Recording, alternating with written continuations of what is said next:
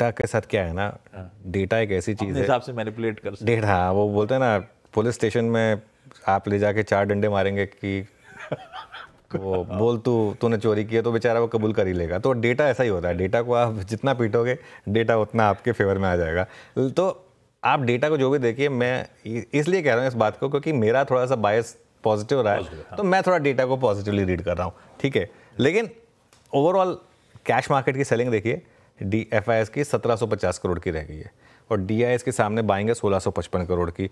अब इसको आप बार फॉर्मेट में देखिए, अब ऑब्वियसली वो 15,000 12 तो हमारी स्क्रीन में फिट नहीं होगा क्योंकि वो बहुत पहले का था, लेकिन वो ना भी माने तो भी 5,000 करोड़ की तो एवरेज रही है ना हमारी सेलिंग की। 5,700, 4,500, 4,900, 3,100 और 3,700, चलो 5,000 नहीं, 4,500 करोड़ की तो हमारी एवरेज रही है सेलिंग की।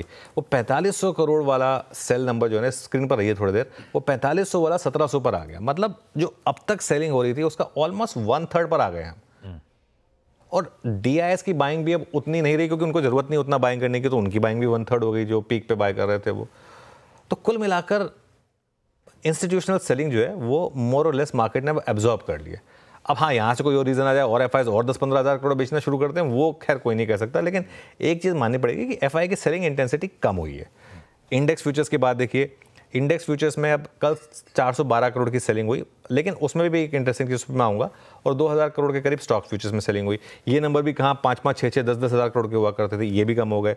और वो ट्रेंड आएगा आपके निफ्टी, हालांकि कल बैंक निफ्टी में बाइंग हुई है 300 करोड़ की, निफ्टी में थोड़ी सेलिंग हो गई 700 करोड़ की। कल स्क्रीन दिखा रही थी कि बैंक निफ्टी डे हाई पर बंद हुआ था, निफ्टी डे लो पर बंद हुआ था, तो उस हिसाब से क्लियरली एक डाइवर्जेंस थी कल स्क्रीन में थोड़ी सी, जो आपको डेटा बता भी रहा है।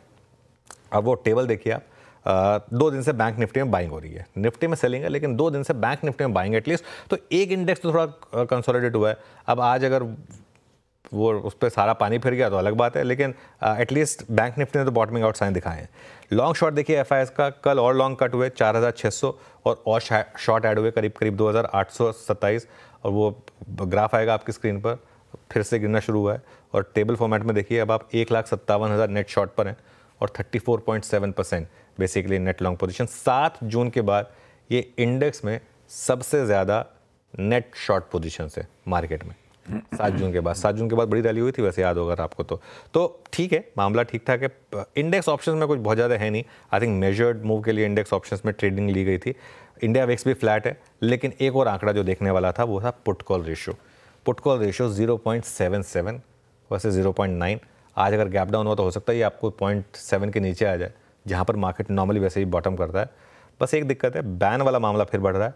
अब हम 12th मैन तो था ही, अब हम पूरा स्क्वाड बन गया 14 का।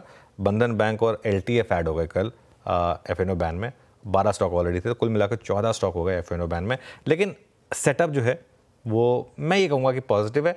देखिए, इंग्रेडिएंट्स मार्केट के सारे हैं चलने के, लेकिन मार्केट चल नहीं रहा, ये बात भी माननी पड़ेगी भाई। इतने सब कुछ पॉजिटिव होने के बाद तो मार्केट को चलना चाहिए ना, लेकिन मार्केट नहीं चल रहा है, तो इसके लिए स्क्रीन को रिस्पेक्ट करना ज़रूरी है इस समय। हाँ, बिल्कुल ठीक।